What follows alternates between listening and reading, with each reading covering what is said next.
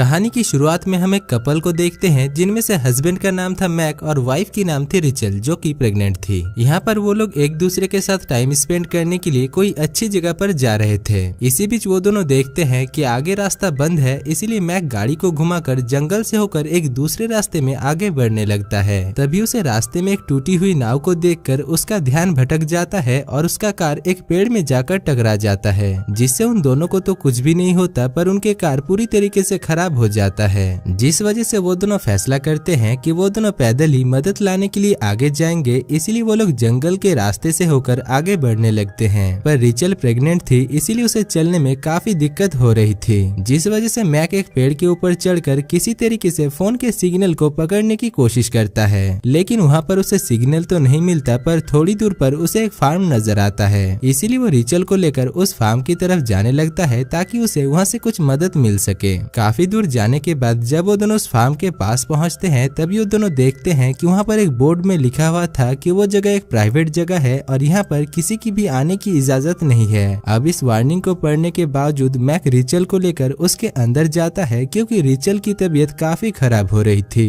थोड़ी देर में बॉब नाम का एक आदमी कार लेकर वहाँ पर आ जाता है और वो मैक के साथ काफी बदतमीजी से बात करने लगता है, लेकिन जब वो रिचल को प्रेग्नेंट हालत में देखता है तभी वो उसके साथ काफी पोलाइटली बात करता है और उससे पूछता है कि तुम्हारे पेट में जो बच्चा है वो लड़का है या लड़की, जिसके जवाब में रिचल उससे कहती है कि उसके पेट में जो बच्चा है वो एक लड़का है। अब उस आदमी के इस बदलते हुए बिहेवियर से मैक को काफी अजीब लगता है, पर मजबूरी के चलते वो रिचल को लेकर उस आदमी के साथ उसके घर जाने लगता है। रास्ते से होकर जब वो लोग जा रहे थे तभी रिचल एक लड़की को देख पाती है, लेकिन जब वो मैक को इसके बारे में बताती है तभी मैक देखता है कि वहाँ पर कोई भी नहीं था। खैर इसके बाद वो लोग बॉब के घर पहुँचते हैं, जहाँ पर बॉब की बीवी एग्नेस और उसके दो बेटे ल्यूक और डेविड उन दोनों को काफी अच्छी तरीके से अपने घर में स्वागत करते हैं। एग्नेस मैक और रिचल को लेकर घर के अंदर जाती है और उन्हें अपना कमरा दिखाकर कहती है कि कल सुबह तक मदद आ जाएगा, जिसके बाद वो लंच रेडी करने के लिए वहाँ से चली जाती है।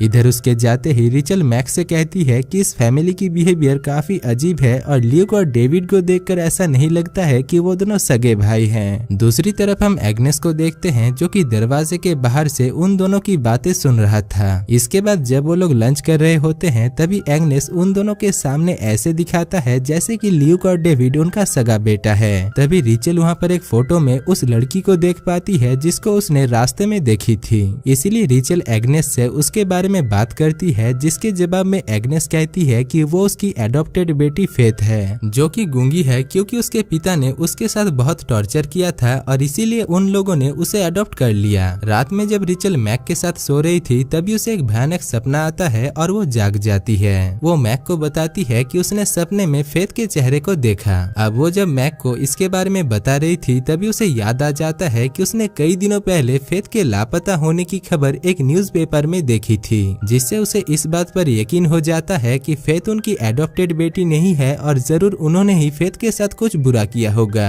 इसके बाद वो दोनों काफी डर जाते हैं और तुरंत ही वहाँ से जाने का फैसला करते हैं। अब वो लोग जब घर से निकलकर जा रहे थे तभी वहाँ पर बॉब आ जाता है, लेकिन यहाँ पर हम देखते हैं कि बॉब उन दोनों को कुछ भी नहीं कहता। लेकिन वो लोग जब घर के बाहर पहुँचते हैं तभी ल्यूक और डेविड गन लेकर उनके ऊपर हमला कर देता है और वो लोग मैक को मारकर बेहोश कर देते हैं। इसके बाद वो लोग रिचल को भी नहीं छोड़ते और उसे भी मारकर बेहोश कर देते हैं। रिचल जब होश में आती है तो वो अपने आप को एक बिस्तर में बंधा हुआ पाती है और तभी उसे लेबर पेन होना शुरू हो जाता है, जिसमें एग्नेस उसे बताती है कि मैंने तुम्हारी खाने में एक दवाई मिला दी थी जिससे तुम्हारी वक्त से पहले ही डिलीवरी हो जाएगी। यहाँ पर हमें पता चलता है कि उस फैमिली को रिचल के ऊपर कोई भी दिलचस्पी नहीं है, बल्कि वो लोग रिचल के बच्चे को चाहते हैं और इसीलिए वो लोग रिचल को भी पकड़ कर रखे हैं। दरअसल ये फैमिली एक पागल फैमिली है और ये लोग बच्चे के लिए ऐसे ही प्रेग्नेंट औरतों को पकड़कर उनके पास से बच्चे को छीन लेते हैं। साथ ही साथ हमें ये भी पता चलता है कि डेविड और ल्यूक भी उनका सगा बेटा नहीं है और उन दोनों को भी उन लोगों ने ऐसे ही उनके माँ से छीन लिया था, पर वो दोनों अभी बॉब और एग्नेस के हर बात मानते हैं। इधर वो दोनों जब मैक के बॉडी को ठिकाने लगा रहे थे तभी उन्हें मैक का कपड़ा अच्छा लगता है और वो लोग उसके कपड़े को उतार लेते हैं। इसके बाद वो लोग मैक को एक कॉफिन के अंदर डालकर उसके अंदर एक लाइटर को छोड़कर उसे मिट्टी के नीचे दफना देते हैं। दूसरी तरफ हम रिचल को देखते हैं जो कि एक लड़की को जन्म देती है, लेकिन उस बच्चे को देखते ही बॉब उसके ऊपर गुस्सा हो जाता है क्योंकि रिचल ने उसे बताया था कि कि उसके पेट में जो बच्चा है वो एक लड़का है। खैर अब एग्नेस उस बच्चे को अपने पास रख लेती है, जिस वजह से अपने बच्चे से दूर होकर रिचल को काफी बुरा लगता है और वो वहाँ से फ्री होने की कोशिश करती है, जिसके बाद काफी देर तक कोशिश करने के बाद वो फाइनली अपने आप को वहाँ से फ्री कर लेती है और इसके बाद वो एग्नेस के ऊपर हमला करके वहाँ से भागने लगती है।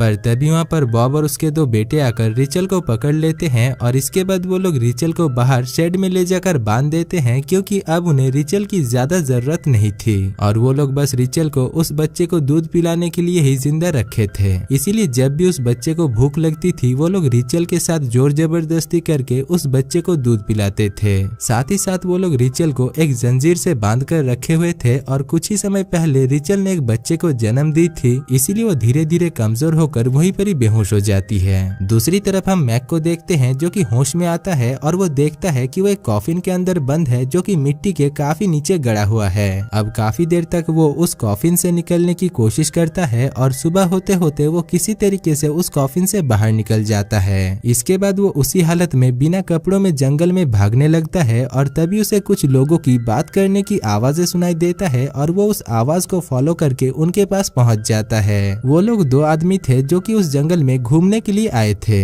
इधर मैक जब उन्हें अपनी प्रॉब्लम के बारे में बताता है तभी वो लोग सोचते हैं कि मैक शायद पागल है, इसीलिए वो लोग मैक के बात को ज्यादा सीरियस में नहीं लेते, जिससे मैक को उनके ऊपर काफी गुस्सा आता है और वो उन दोनों के ऊपर हमला करके उन्हें एक पेड़ में बांध देता है। इसके बाद मैक उनमें से एक आदमी के कपड़े को पहनकर वहाँ से चला जाता है, लेकिन जाते जाते वो उन्हें एक चाकू देकर जाता है ताकि वो लोग वहाँ से फ्री हो सके। इधर रिचल जब होश में आती है तभी वो अपने सामने फेथ को देख पाती है और वो उससे मदद मांगती है, लेकिन फेथ उसकी मदद किए बिना ही वहाँ से चली जाती है। थोड़ी देर बाद ल्यूक और डेविड रिचल के पास आता है और उसके साथ जबरदस्ती करने की कोशिश करता है, लेकिन दूसरी तरफ हम देखते हैं कि मैक भी वहाँ पर आ चुका था और वहाँ पर पहुंचकर वो फेथ को देखता है जो कि मैक को देखकर उसे शेड की तरफ इशारा करती है, जिससे मैक समझ जाता है कि रिचल उस शेड के अंदर है, जिस वजह से मैक उस शेड के अंदर जाकर ल्यूक और डेविड के ऊपर हमला करके उन्हें जान से मार डालता है। इसके बाद वो रिचल को वहाँ से फ्री करके अपने साथ लेकर जाने लगता है, लेकिन तभी वहाँ पर बॉब भी एक गन लेकर आ जाता है और वो अपने दोनों बेटों को मरा हुआ देखकर बौखला जाता है। इसी दौरान वो मैक के ऊपर गन से शूट कर देता है। यहाँ पर मैक रिचल को वहाँ से भाग जाने के लिए कहता है, लेकिन रिचल मैक को इस हालत में छोड़कर वहाँ से जाना नहीं चाहती थी, जिस वजह से बॉब रिचल को भी मारकर बेहोश कर देता है। इसके बाद रिचल जब होश में आती है तभी वो अपने आप को फिर से बंधा हुआ पाती है, जहाँ पर उसके सामने फेथ भी एक जंजीर से बंधी हुई थी और वो वहाँ से फ्री होने की कोशिश कर रही थी। रिचल उससे मदद मांगती है और वो दोनों किसी तरीके से उस दीवार को तोड़कर वहाँ से निकल जाते हैं। अब रिचल उस घर के अंदर जाती है और अपने बच्चे को ढूंढने लगती है।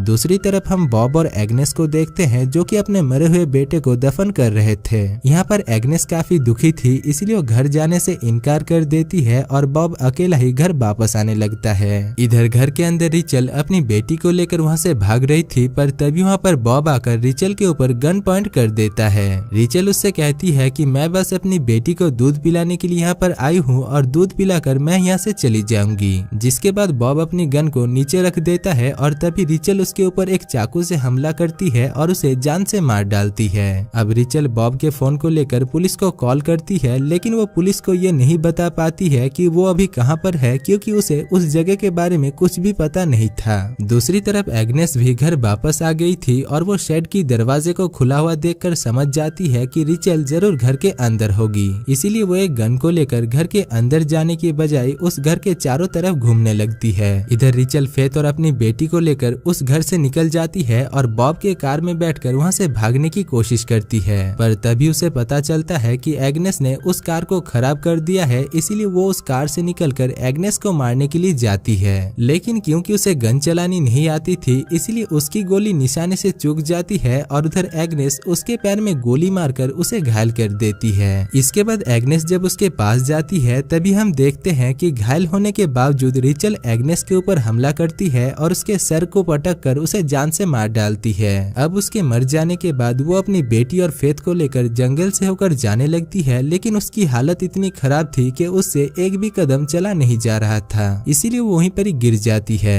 तभी हम देखते हैं कि वहाँ पर पुलिस भी उसे ढूंढते हुए आ जाते हैं और वो लोग रिचल को रेस्क्यू कर लेते हैं। अब वो लोग जब रिचल की ट्रीटमेंट कर रहे थे तभी रिचल देखती है कि वहाँ पर एग्नेस भी आ गई थी, जो कि अभी तक मरी नहीं थी। यहाँ पर एग्नेस फिर से उसे मारने की कोशिश करती है, लेकिन तभी पुलिस ऑफिसर एग्नेस के ऊपर शूट करके उसे जान से मार डालते हैं। इसके बाद रिचल देखती है कि उसके पास से फेथ गायब है, जिसको देखकर उसे पता चलता है कि फेथ कोई जिंदा लड़की थी ही नहीं, बल्कि उसके साथ जो थी वो फेथ की आत्मा थी, जो कि उसे वहां से निकलने में मदद कर रही थी। और दोस्तों, इसी के साथ ही इस मूवी की कहानी खत्म हो जाती है।